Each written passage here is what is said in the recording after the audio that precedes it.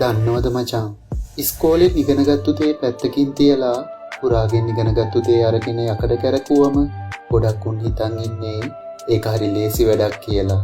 උන් දන්නේ නෑ ওই මැෂින් එක ඇතුලේ කිනි ගින්දරේට රස්නේ කියලා. ගොඩක් උන් දන්නේ නෑ ඔය මැෂින් සෑහෙන්න වයිබ්‍රේට් වෙනවා කියලා.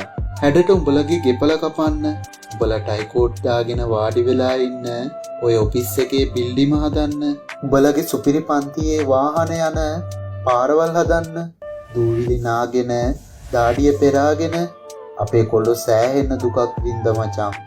කන්න වෙලාවක් නෑ මචං. ගෙදර යන්න වෙලාවක් නෑ මචං. රස්නේ නිසා රෙදි තෙමෙන්න දාඩිය දැම්මම උඹලගේ වගේම උන්ගේ ඇඟත් ඉල්ලනවා බං වතුර. කොහෙන්ද බං උඹලට වගේ උන්ට වතුර? උන්ගේ වතුර එක රස්නේ බං සැරට. හැබැයි උන්ට බොන්න වෙනවා බං ඒක.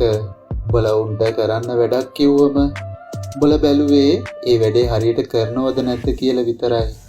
උඹලා හිතන්නේ උන් කී පැත්තක් හිතලද බං උඹලගේ ඔය ගෙපල හැඩ කරලා කපන්නේ? කෝටි ගාණක් වටින මැෂින් එක ගැන හිතන්න ඕන. වැඩ කරන තැන වටේට ඉන්න උඹලගේ මිල කරන්න බැරි ජීවිතය ගැන හිතන්න ඕන. මේ හැම දෙයක්ම හිතලා කොයිතරම් පරිස්සමෙන් වැඩ කරත් චුට්ට මිස්සුනොත් කොහොමද බං උඹලගේ මූණු වල හැඩ? මහන්සි වෙලා උඹලා කියන වැඩේ ලස්සනට කරලා දුන්නම අපේ මහන්සිය උඹලට සැටිස් නම් ඒක අගයපම් මචං. ඒක අපිට ලොකු සතුටක්. අපිට උඹලගේ ටිප් එක ඕනේ නෑ බං.